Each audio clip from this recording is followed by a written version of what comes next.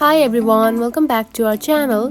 In today's video, I'm going to show you how to find the Coinbase QR code. It is a very simple and easy process, so let's dive right in. First of all, find the Coinbase app on your home screen. Now open it. After opening the app, you will see something like this on your home page. Now, tap onto the three dot lines at the top left corner, just right here.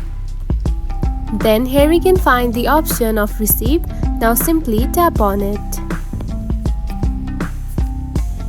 Then to get the QR code, simply tap onto one of the currencies just like this. And again tap onto one of them just like this. And then here you can find the QR code of the Coinbase. Now do the same process of other currencies and cryptos to find the QR code.